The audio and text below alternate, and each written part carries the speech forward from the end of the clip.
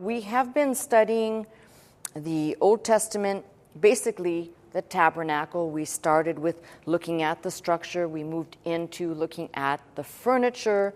After that, we've been looking at the set times. For example, last week we looked at the Day of Atonement, or Yom Kippur.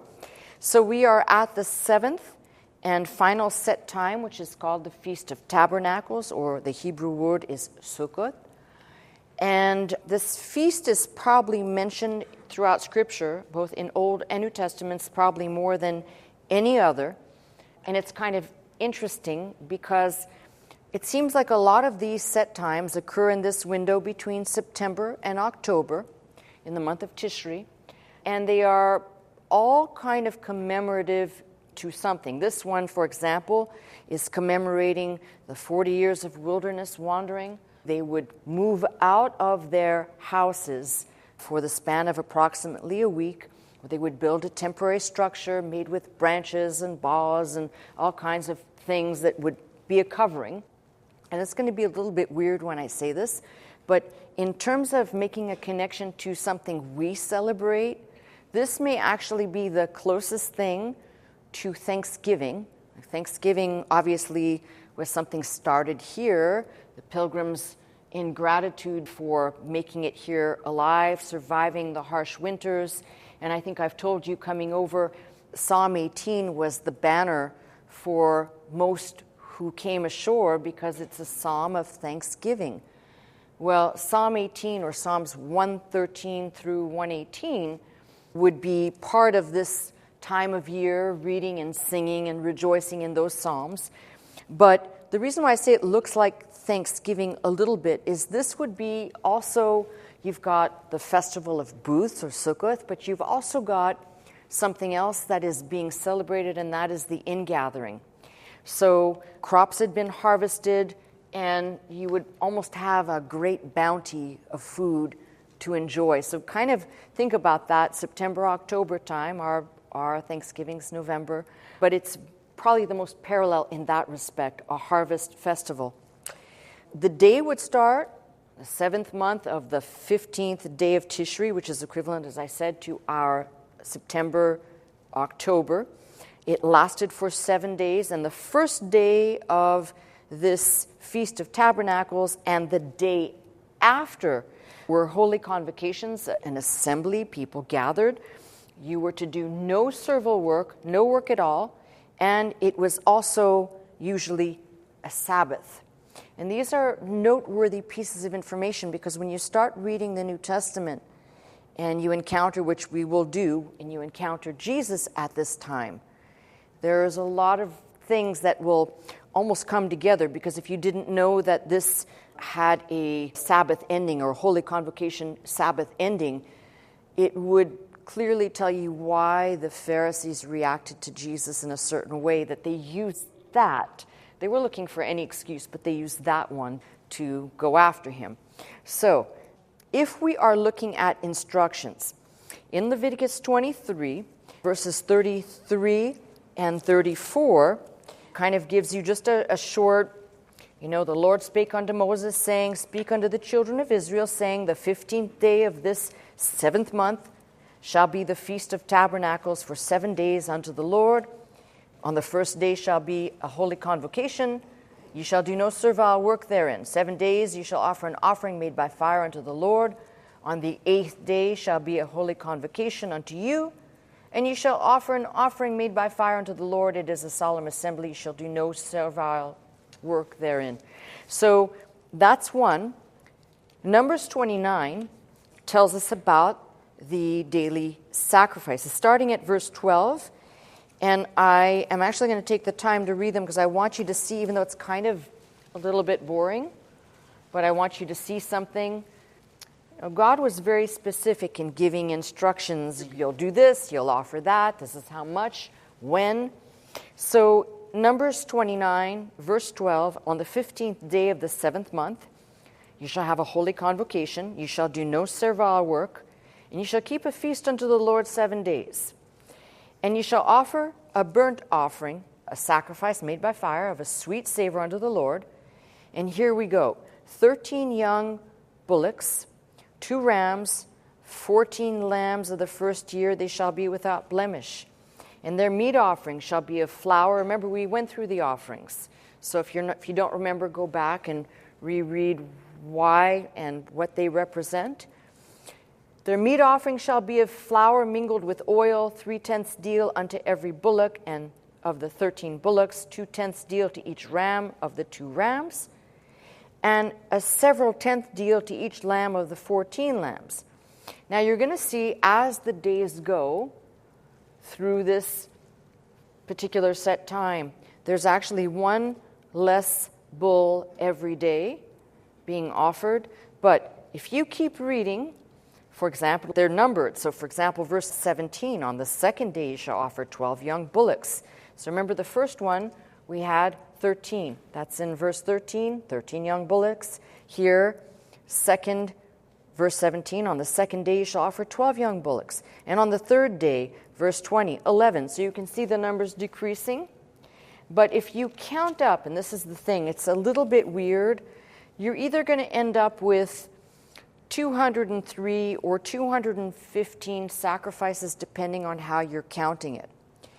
And that is aside from, so 215 offerings and sacrifices, aside from the daily regular offerings and sacrifices that would have been offered. That is a lot of sacrificing and offering. Just kind of put that in there. It's not really that important that you should learn all these details, but what does matter, and I'll just say this now because I've referred to it now for the last few weeks, is that the book of Zechariah says that God basically, at the return of Christ, and during that time, people will come to the mount, a nation shall be born in a day. And it says clearly that the people will be forced to celebrate the Feast of Tabernacles. So don't just think of this as something old, antiquated, and not part of our future, because this book tells you that in the future, Zechariah says that they will be forced to celebrate and keep the Feast of Tabernacles, which ties into something. Actually, we'll call it the law of double or triple fulfillment. So let me just say this. You'll probably hear me repeat it through this message. Tabernacles itself, moving out of your permanent abode and living in this temporary structure, is not just a reminder of Israel's wanderings. It is a picture of God's only begotten Son, taking up what John says, he tabernacled in a tent of human flesh, and that flesh could not be permanent because all of the sin was laid upon him, and that body had to ascend and go into heaven. So all that was laid upon him could not have been carried into the heavenly. So be very careful when you analyze or parse this. But Christ tented or tabernacled temporarily in a tent of human flesh. So tabernacles has that dimension attached to it as a first type in fulfillment. As a second type in fulfillment, when it says that all these people will have to come to the mount, that is the final chapters of Zechariah, pointing to a future time where they will have to keep and celebrate the Feast of Tabernacles. Imagine that if a nation is born in one day and people are streaming to worship at that mount, they will have no choice but to live in temporary dwellings. They will not be able to have permanent abodes. And there's actually more to this feast than just the temporary dwellings, and I'll get to that in a minute because it's quite fascinating, actually. There's also a rule or a law, if you will, about this particular celebration falling on a sabbatical year. That is in Deuteronomy 31. And I'll read it to you just so you can have the details. Just as much details as you want. I'm not trying to drive you crazy here. But Deuteronomy 31:10, Moses commanded them, saying, at the end of every 7 years, in the solemnity of the year of release, in the Feast of Tabernacles, when all Israel is come to appear before the Lord thy God in the place which he shall choose, thou shalt read this law before all Israel in their hearing. Gather the people together, men and women and children, and thy stranger that is within thy gates, that they may hear. that they may learn and fear the Lord your God and observe to do all the words of this law, and that their children, which have not known anything, may hear and learn to fear the Lord your God as long as ye live in the land whither ye go over Jordan to possess it. So you've got some regulations there for if this happens to fall in a sabbatical year.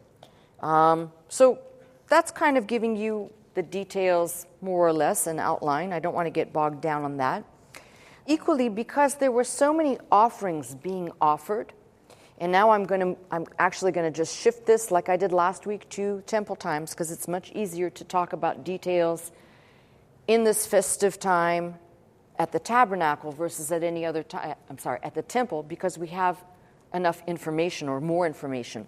So what we would see on this particular day, and this ties into all these small details, we would see all of the courses of the priest, all 24 courses, would participate in this time. It's kind of radical for another reason, and I'll tell you why.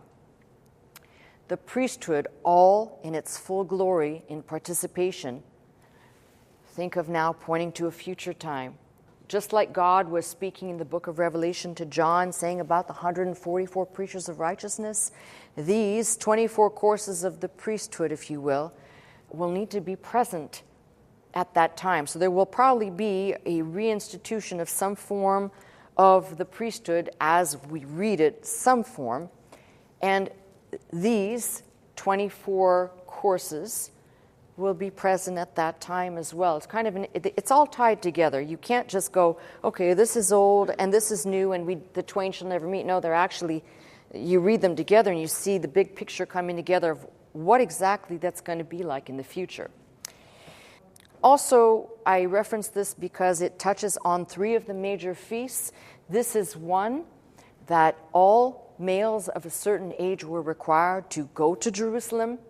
3 feasts. This is one of them, and God says in Deuteronomy 16:16 to not appear before him empty-handed. So the men that came to Jerusalem to celebrate these 3 feasts also would need to come with something in hand, an offering of some kind to the Lord.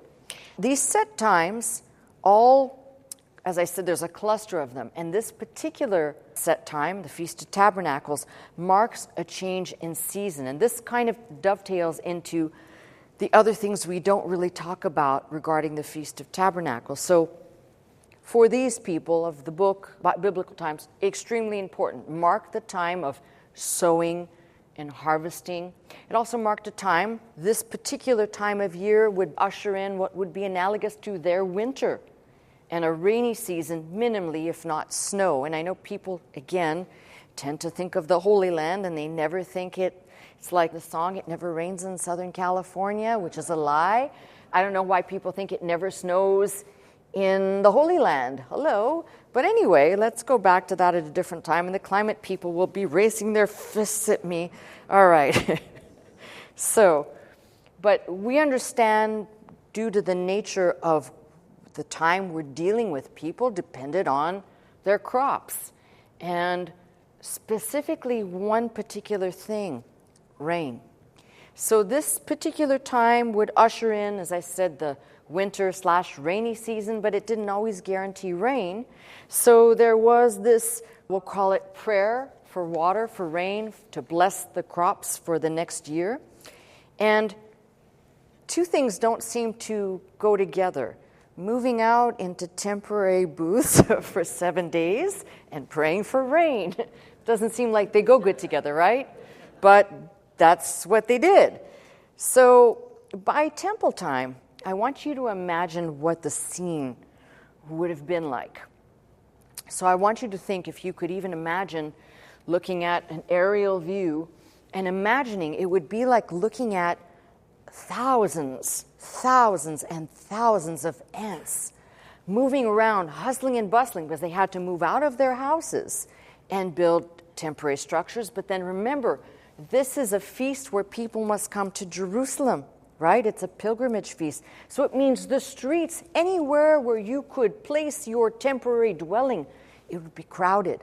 And people would be essentially racing on the night of the 14th of Tishrei to finish their structure. So the scene there would have been kind of a little bit chaotic. And I'm imagining if we could fly a drone back then to see what it looked like, you'd see all of these people just moving around frantically to get their structures set up. And they had to do it before the priest would sound the horn that let them know that the feast had started. So it's almost like, on your mark, get set. I don't know about you, but I would not want to be building my structure under that much pressure, especially if rain's coming. I'm not, no. So we could focus on the rain part, but what actually is interesting is, how holidays have morphed. I explained this to you. A lot of things were added in by human imagination. So there was something added into this holiday that gave way to something called the water libation, the offering, the collecting and the offering of water. And so what you would see during this time, and I'm now looking at, as I said, temple times, what you would see is the high priest who would take a golden pitcher, and I'm going to try and paint the picture. You almost have to picture a bustling, very excited crowd following the high priest as he took his pitcher down to the pool of Siloam and probably collected no more than maybe a quart of water. And the procession that went around him singing, and they would of course be reciting Psalms 113 through 118 by heart. There's nobody carrying around a scroll, all right? It's all by memory. Imagine the instruments and the kind of the chaotic noise. I don't envision that the music was, in my imagination, the music's not pleasing. It's probably very irritating with people blowing something that probably sounds like a very off-key recorder or a flute, something that's kind of irritating. People singing, tambourines, clapping, and whatnot, accompanying the priest as he would return back to the temple area. And so this whole entourage followed him to the pool of Siloam to collect the water, followed him back to the temple as he went through the water gate, entered into the southern gate, and the silver trumpets would be blown 3 times. Remember, we covered the silver trumpets. And the words of Isaiah 12:3 would be recited. I'll read them to you. Therefore, with joy you shall draw water out of the wells of salvation. And the high priest would take the pitcher of water that he collected and pour it into one of 2 silver basins. The other silver basin would be for the wine/drink offering libation. I'm not really quite sure what the category is for that, but there'd be 2 basins. And then you would have the 3 blasts that would sound from the trumpets, the people reciting, singing, all kinds of clamoring, thanksgiving would fill the air. And essentially the ceremony of pouring the water was essentially like saying to God, okay, we're ready for you to open up the skies and pour us out a blessing so that we can have food for the next year. We tend to take this very much for granted. But, because you can always go to the store, right? Go to the store, what do you need? A bag of potatoes? You need a bottle of milk or whatever? But think of this. If your whole life depends on the crop yielding, you're going to be doing everything you can and hoping and praying that God actually does let the rain go. Otherwise, you're not going to have food. So, we tend to not really connect these dots, but it's important to get in the same mindset as what these people would have had to go through. Now, let's park that here for a minute. You would also see these priests, many of them, waving branches and boughs. Sometimes they were palm branches, but they would be waving them almost like in excitement, like, somebody's stirring up the air, right? Just kind of waving everybody. I imagine the scene being really beautiful. But I've been to churches where people think it's their job to stir up the air. All right, now let me start making some connections here.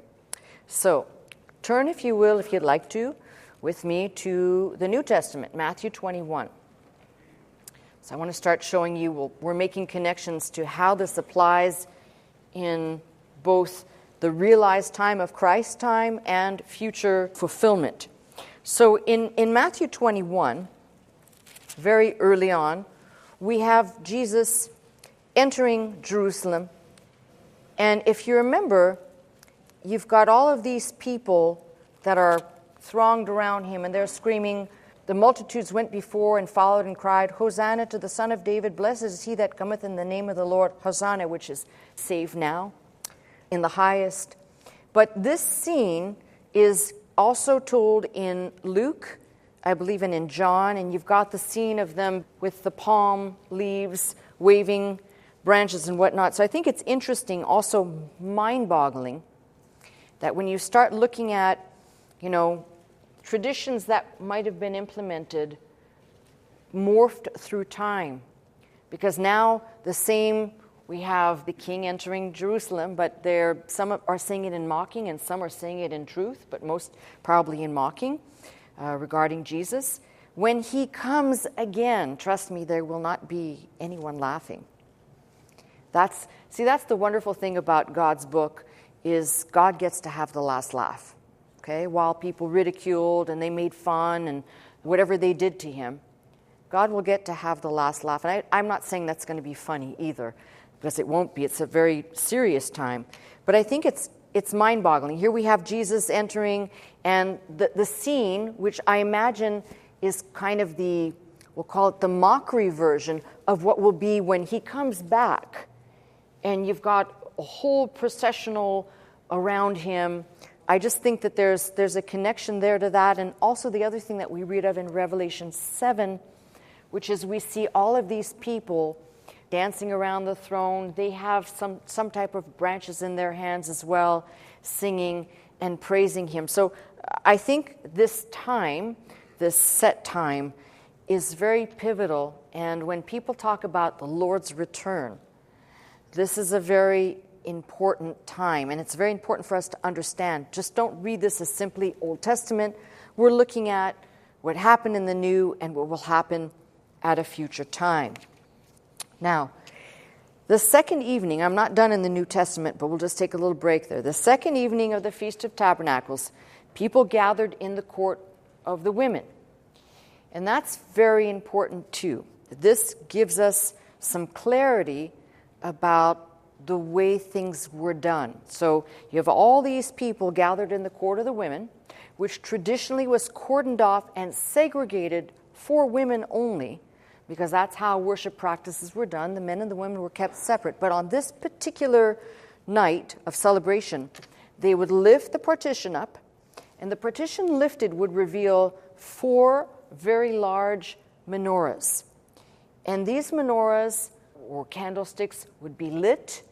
Now, I want you to, again, imagine, I want to try and paint the picture. Imagine if you were a pilgrim coming from afar, going towards the epicenter of Jerusalem, pitch dark, and all you can see is the center of the city is aglow, because those candelabras would have lit up everything. You would have seen the glowingness. Then, of course, you probably have small fires here and there for people who are encamped, and hopefully they practiced tabernacle safety.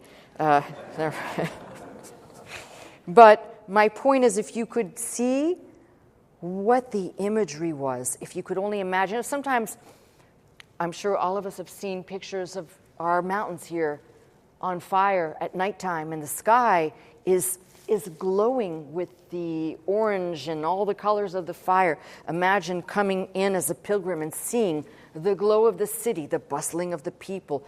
It had to be quite a scene. But then you have something else that happens. So this partition is lifted up. These 4 menorahs or candlesticks are in the inner court.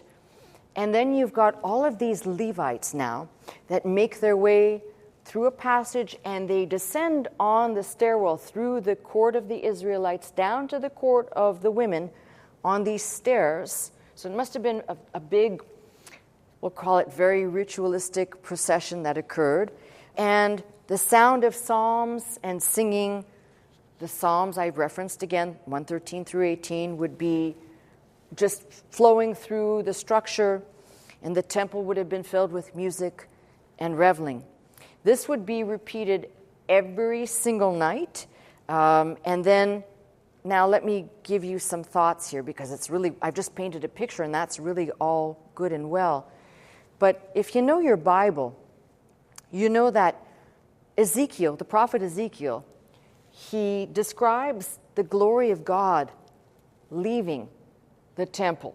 Do you remember that? Okay, and then we have the picture of the return, and that's at a future time. Now, remember that fire is always synonymous with God's presence. Remember the burning bush, the bush that burned that was not consumed. Take off your shoes, Moses. The place where you stand is holy ground. It was only holy because, or hallowed because God was there. Fire, the symbol of God's presence. These people were celebrating this celebration. Guess what was missing? God's presence. You got to light the fire to have the, we'll call it the essence. I'm not saying God was not present as in he can't look down and see, but as the Shekinah glory that once filled the temple and the fire that represented God was not there. They had to create this. And I don't think that they did this to replace or create, or even maybe they weren't even cognizant. When I was reading and studying and seeing all the different procedures, it resonated with me that this is very much like how to make it as though it's like putting fake fruit, hanging plastic fruit on real tree branches and saying, look, there's fruit growing. It's kind of like that. God maybe was watching, but his Shekinah certainly was not there. And as I said, if you are kind of putting this all together, you start to see that this festival of light and water, these two things are going to bring you not just the tabernacle set time itself, but water and light are also going to bring you to Christ. And I'm about to show you that right now. So we're still in New Testament. If you didn't go too far away, turn to John 7 with me. So John 7 tells us that it was the time of the Feast of Tabernacles. Jesus was returning to the temple when the religious Pharisees, of course, were always trying to, trip him up, but they tried here. So if you just read the opening, if you have a Bible like mine, it says Jesus at the Feast of Tabernacles. But if you start reading the chapter, after these things, Jesus walked in Galilee, for he would not walk in Jewry, because the Jews sought to kill him. Now the Jews' Feast of Tabernacles was at hand. His brethren therefore said unto him, Depart hence, and go into Judea, that thy disciples also may see the works that thou doest.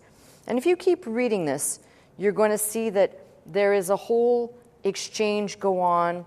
The Jews sought him at the feast, that's verse 11, saying, Where is he? Much murmuring.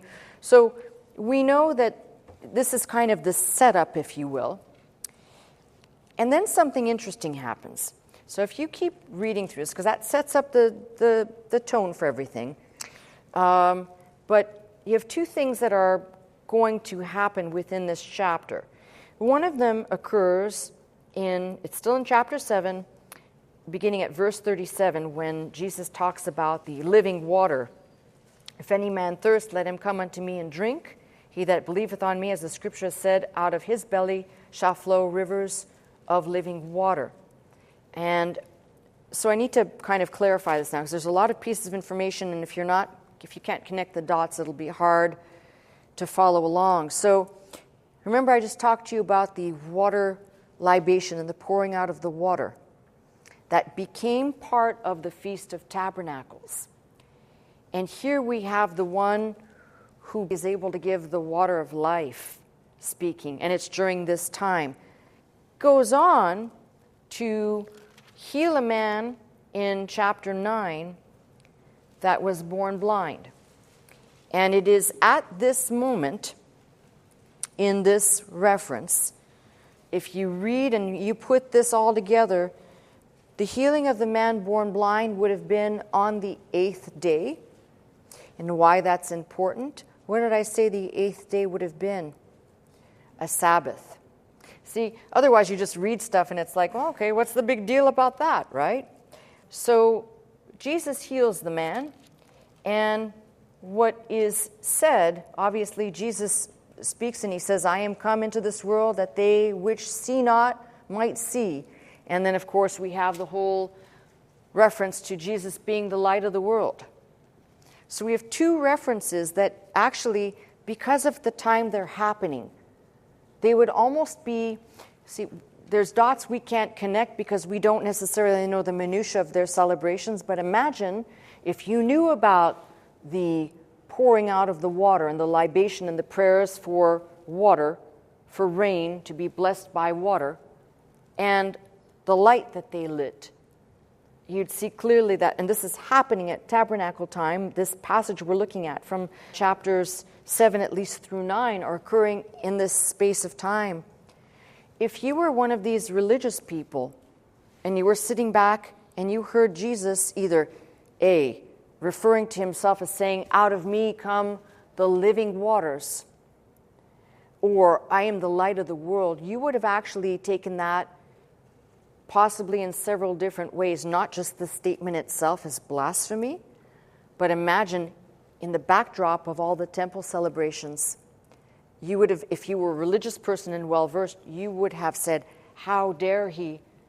He's saying he's the water when we are the ones who pour out the water and we bless you with the water. And he says he's the light, but we light the fires." Do you see what I'm saying?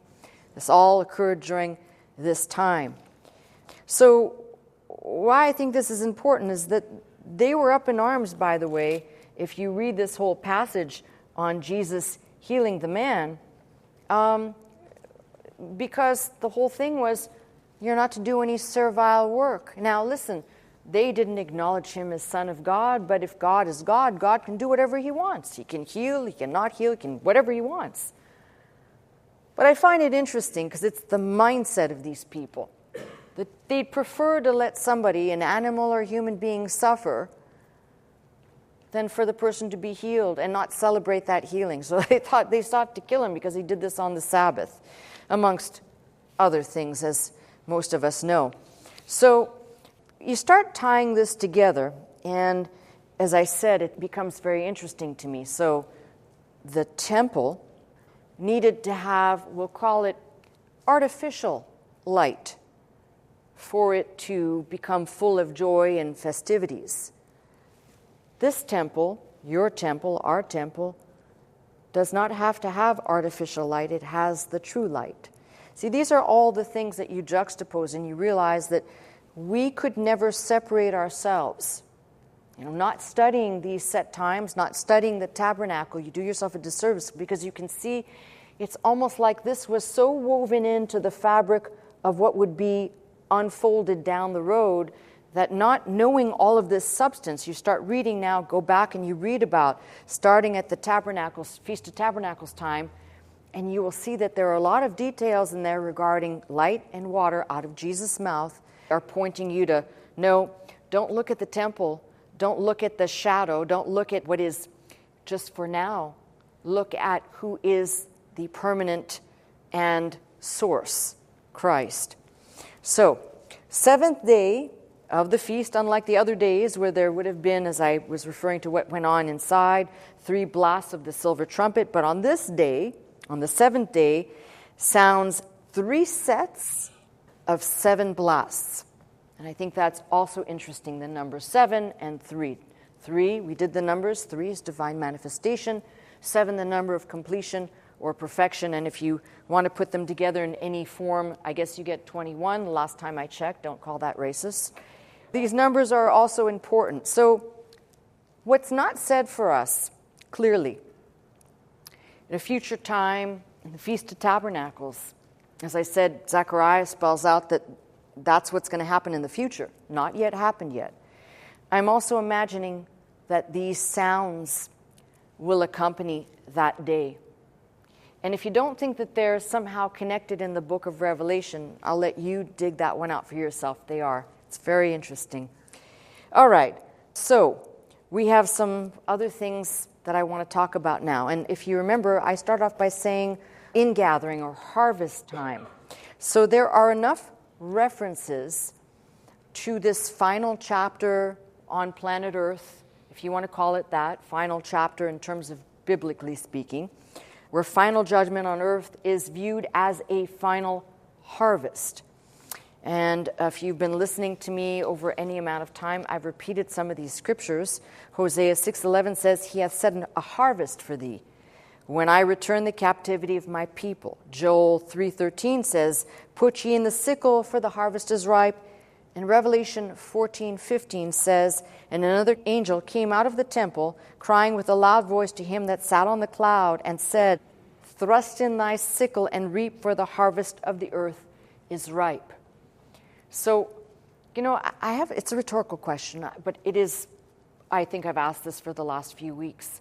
If people actually even entertain that there's going to be a final harvest of souls, wouldn't you want to be counted in it? I mean, that's the logical person. Even if you're not, people say, well, I'm not religious, or but then figure it out.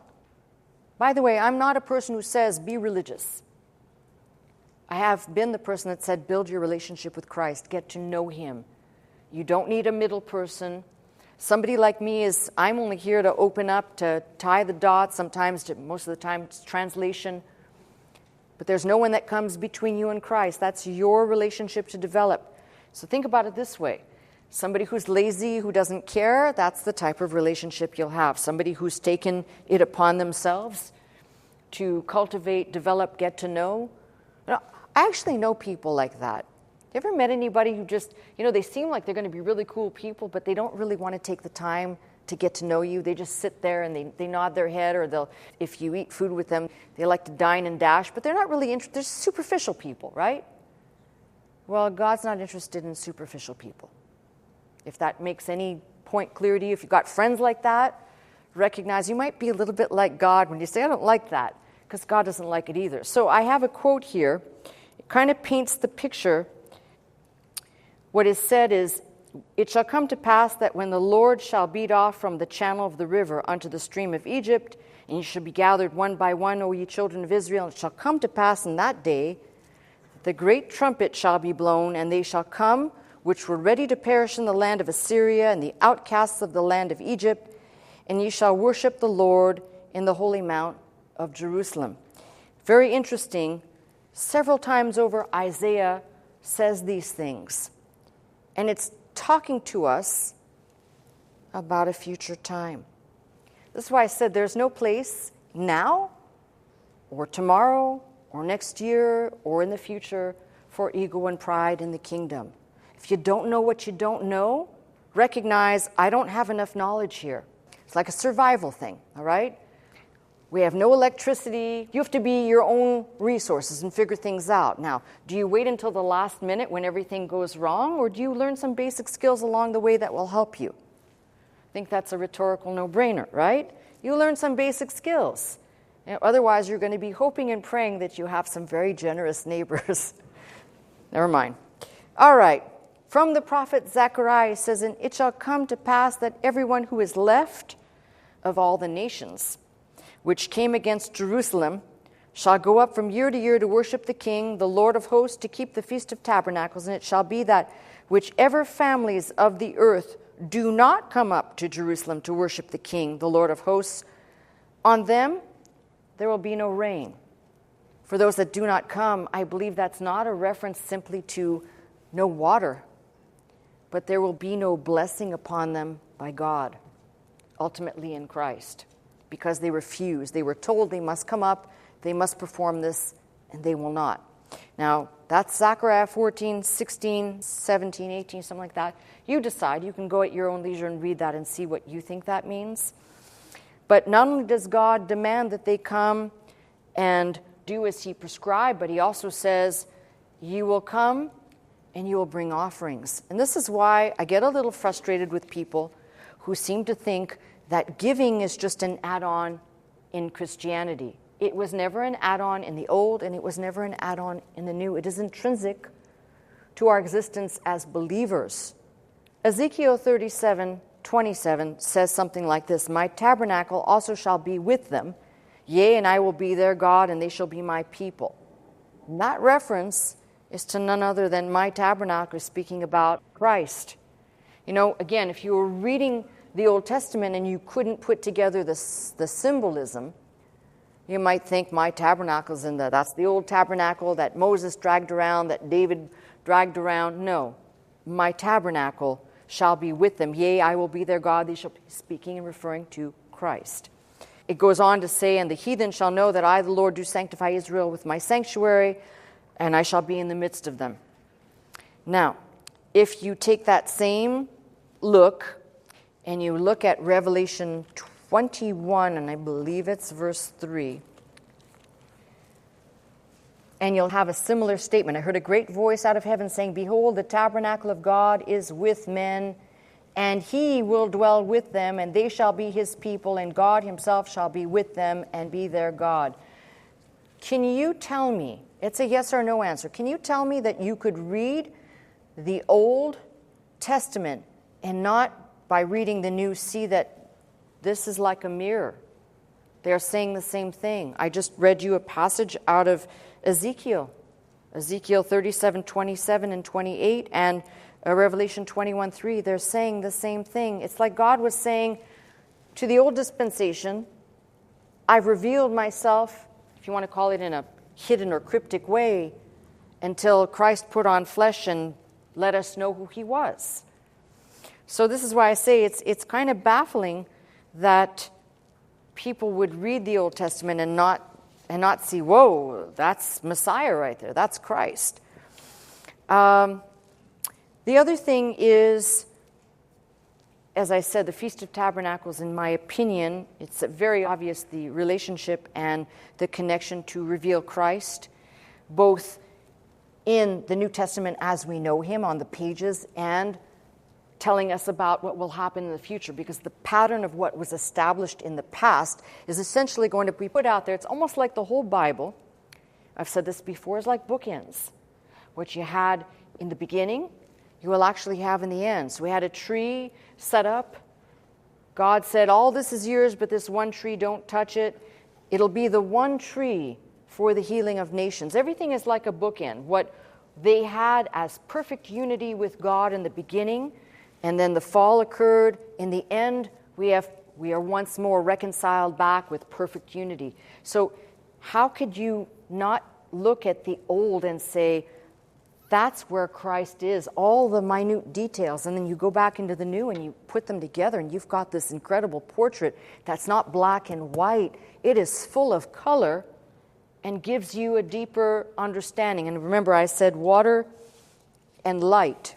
So let me go back to that for a second, because these two things, which became part and parcel of the celebration of the Feast of Tabernacles.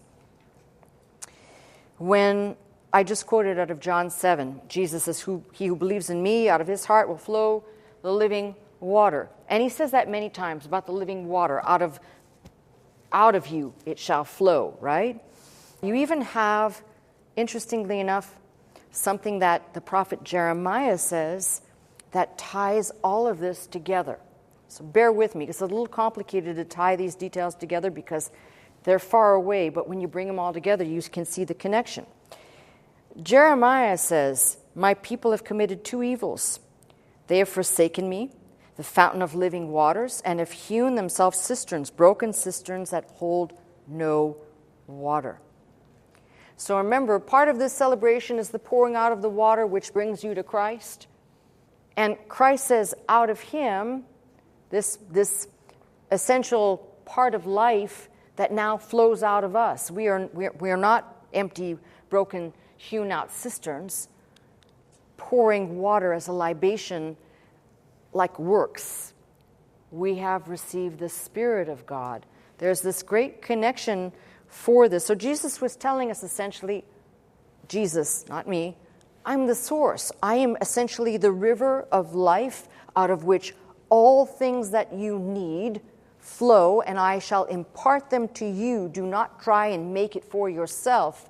Otherwise, you embody what Jeremiah was saying about the people of the Old Testament. They were just that. Now, if they really had care and concern, I'm going to say this again, would they have grafted onto? God didn't make the libation of water, and God didn't make the celebration of light. That belongs to Hanukkah and to other festivities. So why did they do this? Was it not enough to sacrifice 203 or 215 animals and to go along with God's prescribed way of moving out of your house?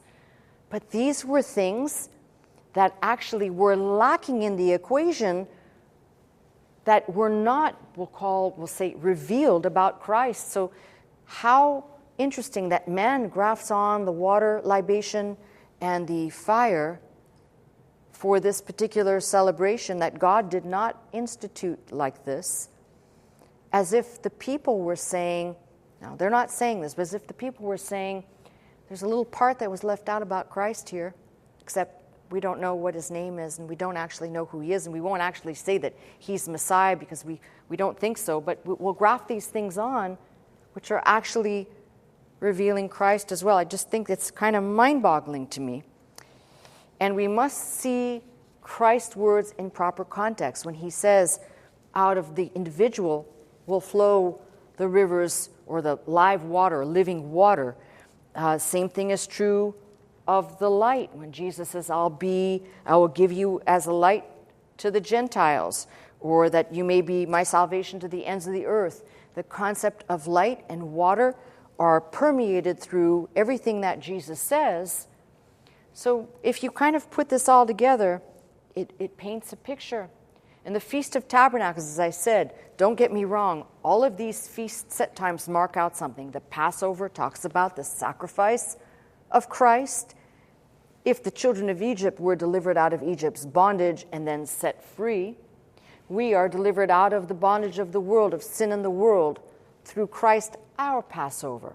Or the Day of Atonement, which I spoke on last week, Yom Kippur, which for the children of Israel could only be a covering for the year. Yet Christ, when he died, my sins, past, present, and future, were laid upon him, and they were taken away. They weren't just covered. So the Feast of Tabernacles is speaking on some, we'll call it, much deeper level about the work of Christ. Not just the work that he did while he was here, but the work that is yet to be done in the final harvest of souls on earth. And the fact that he, throughout the pages, says, I am light, I am the true, and fill in the blanks, because he is essentially the source of all, which leads you back, if you want to go back there, to creation. He was there too. But my biggest thing here, it's kind of a tragedy, that when he came and told the people, essentially, or was revealing in part who he was, that they didn't listen. And again, these people who were steeped in these ceremonies couldn't look and not be blind, to not see this is the walking, living fulfillment of what God spoke of. Very interesting. So, starting at the close of Tabernacles, or thereabouts, is a celebration that takes you through the reading of the law in a cycle that when you get back the following year, you should have completed all the reading. If it took you that long, you may be a slow reader. Anyway, I think to bring all of these messages to a close, what I want to say to you is, and the reason why all of these set times just speak to me, and actually they in some ways have set a fire inside of me, because it's exciting to see when you start getting into the detail, and these were not exhaustive messages by any means, but when you start getting into, and there's much more detail, all of these minute details point to Christ. All of these point to his work, his ministry, and whether it is healing, cleansing, whatever it is, salvation, it's all there. So when somebody says, well, I'd prefer to study the New Testament, my answer is always going to be this. You must read Old and New together, and you'll find that, as I've said many times, what is put out in the Old Testament may be as not a crystal clear picture. In some cases, like the tabernacle, it's crystal clear. But God, in his mind, when he was speaking, when people were writing, there was only one thought at the back of all this, or maybe at the front, and that was Christ. Christ was there all along. You may say, well, but Christ wasn't in the flesh yet. That's true, and we have many revelations of Christ as a Christophany or a theophany in appearance, but without the flesh, perhaps as an angelic being or bright and radiant. But in any case, the most important thing that I can tell you is these set times tell me something so important about the return of our Lord, and that is where I'm just going to take 1 second, then I'll be done. See, you could start off by saying, well, I looked at all the feasts and I studied them, and I can see how they all reflect Christ. The Feast of Tabernacles, however, paints a little bit different picture. So that when you're reading with caution, as I said, please, in your own leisure, read the closing chapters of Zechariah, because it paints the picture of when Jesus' feet touch down, when he returns and his feet touch down the Mount of Olives, geographically, how the land will be changed. Water which does not flow from underneath the temple will flow from the temple. There, another symbol of water coming out from the source, going out from, not coming into. So somebody says to me, well, why should I study this? Because your future actually depends on it. Because with everything else that is going on in the world, where people are contemplating, are we heading to World War III, or what's going to happen? Will I be broke next week, or will whatever political situation, I hate to say it, it matters. Of course it matters for our beloved country, for our citizens, for the people who actually are patriots and love this land. But in the bigger picture, further removed from this, there is looking ahead to a distant time. No one knows what's going to happen, the dates, the Bible says no one knows the exact date of Christ's return. But he's coming back, and the Feast of Tabernacles, probably above all, trumpets and tabernacles tell me we better pay attention. If all the other feasts have been fulfilled in past and in the present as they occurred, with possible future fulfillments, some of them yes and some of them not completely, like tabernacles, we need to pay attention. That tells me that when people say, well, how do I know?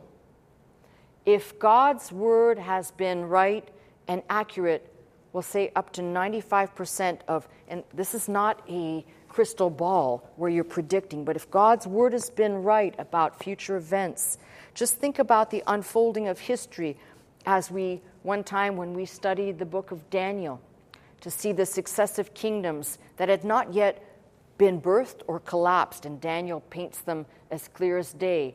He speaks about people like the spirit, or if you want to call it the spirit of Antichrist, or the spirit that was in Alexander the Great, conquering the then known world. All of these things that you have to look at, and you have to almost step back and say, well, if all of that has been fulfilled, and this feast is looking for a future time, then my message to people would be, think very carefully about what you do with the time that remains. And the time that remains could be a year, it could be 100 years. But whatever that time is, it's remaining. It's not like there's an infinitesimal time in front of us.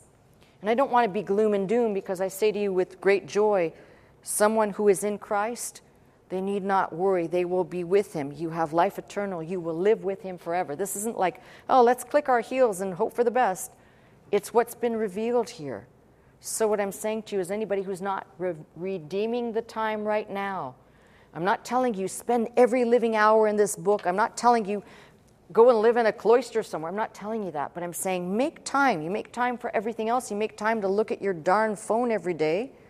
Check your emails. Go on social media for whatever 5 minutes that you do, which probably turns into an hour. Then you've got time to sit down and at least read a little bit to get to know, because that's how you get to know God. You sit down and you study and start reading his book. And maybe you don't start by studying. Maybe you just start by reading.